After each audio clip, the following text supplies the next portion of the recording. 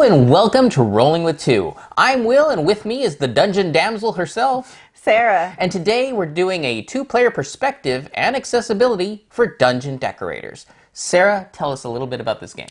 All right, Dungeon Decorators is a tile drafting and tile laying game where players compete to be the most successful decorator through, well, meeting various goals. So, Will, does this game change for two players? There are no rule changes for two players, so it's a player-neutral experience when it comes to the rules. All right, so there's no bot either. No, there is no Nanaman. So, though there are going to be bosses where there's going to be someone important, but that doesn't actually act as a bot. Nope. So, All right, then let's cover some issues two players might encounter. So the first thing that comes to mind is the fact that when it comes to a two-player game, you're going to have more choices than any other player count. And the reason being is there are going to be a number of tiles that you draft each round. The first person has 5 choices. The second person has 4 choices. In more players, those keep going down to 3 and then finally 2. However, with 2 players, it's always going to be 5 and 4, so you're going to be a little overwhelmed if you're prone to analysis paralysis, Like me? where you just have all the choices in front of you and you need to run through all the permutations of how does this work, is this a good idea, and doing that every round can get a little overwhelming for a two-player experience. So take that as you will. It can be an issue if you're playing with me. Well, actually, Will's the only one who plays with me 2 players, so he's the one who has to deal with me at that point.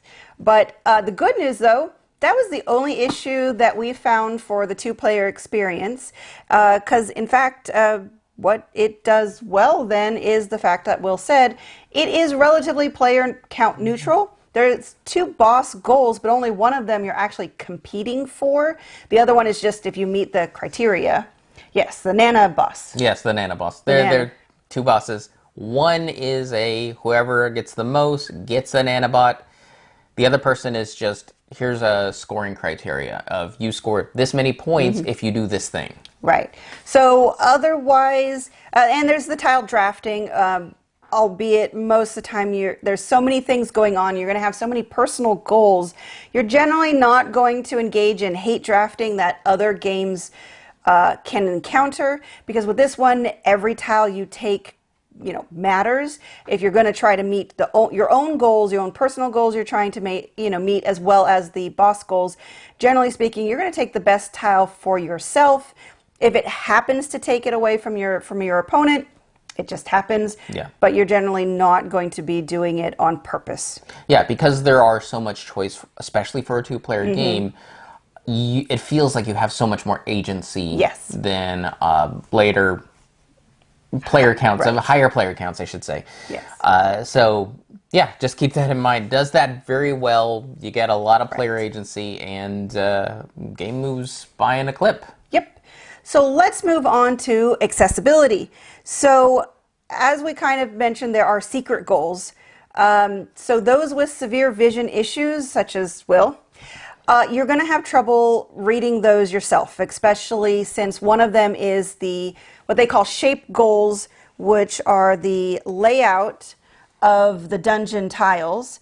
Here's another one. And so it's going to have color or a room versus hallway or a certain number of decorations. We found that I just read him his cards, and there was so much other things I was paying attention to, I never remembered what he was going after. Yeah. I mean, you have 4 personal goals, you have 2 bosses, plus you're trying to get a variety of colors, most colors, I mean, stars, there's just so many things that you're trying to go after, that once I read a card to him, it was in one ear, out the other, or in the eyeballs, out the eyeballs. I don't know what you want to call it. I was not paying attention to what he was doing. So the good news is you can probably play it open unless you've got some super genius who can actually remember their own stuff and somebody else's. Right. Other than that, the pawns, if you have the retail edition, They come with these pretty basic pawns, which are still nice and chunky, but some people might have trouble with the black and red and or purple with either red or black. That's possible. Now we got the deluxe edition, which came with these snazzy little miniatures. The great news is each player only needs one representation for the tile drafting aspect, so you could use anything else to substitute. You can use a little Nanoman. A Nanoman might be a little big, but if you have a minifigure... Yes, and they did make a minifigure of Nanoman, so he would be the right size. Right, you could use a miniature from a role-playing game or something else, a meeple from something else. It's not that important if you're having trouble with the colors of the pawns. Otherwise, Will, you wanted to talk about the approachability. Yeah, so with a game called Dungeon Decorators, you can imagine that one of the biggest things that this game will deliver is on the art. Well, they went a whole different direction. They went high usability. Iconography, like exampled on this card. Yes, it's very easy to see, and that iconography matches the dungeon tiles. The colors that are used have backgrounds.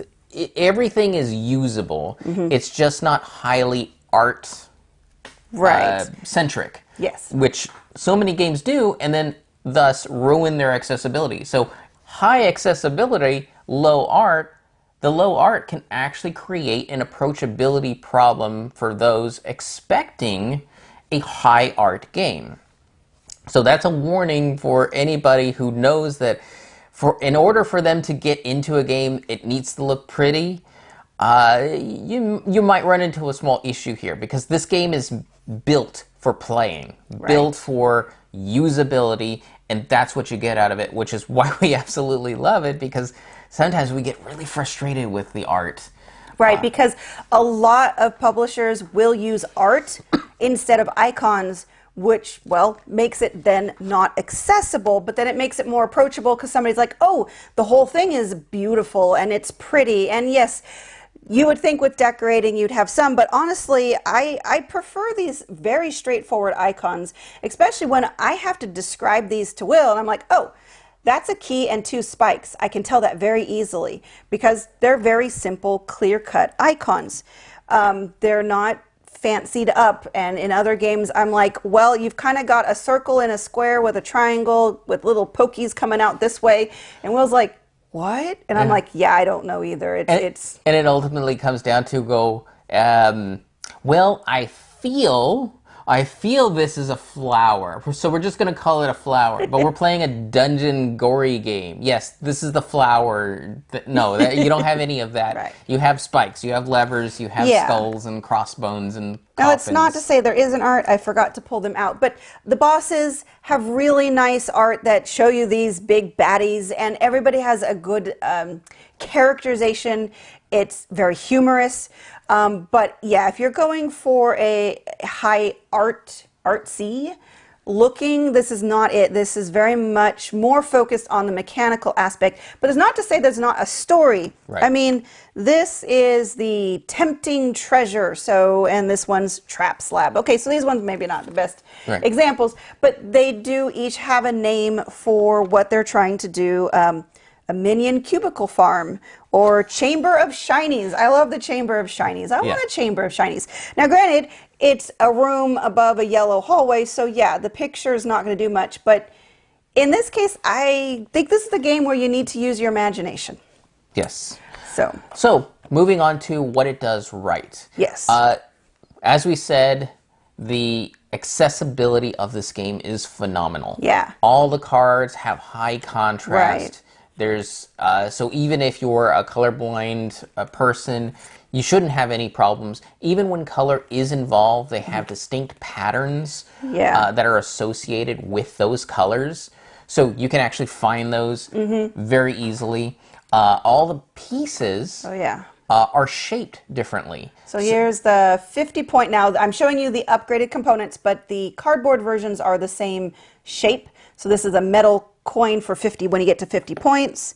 This was the Arcane Architect, and then the Mimic. I can never remember. There's another word with it.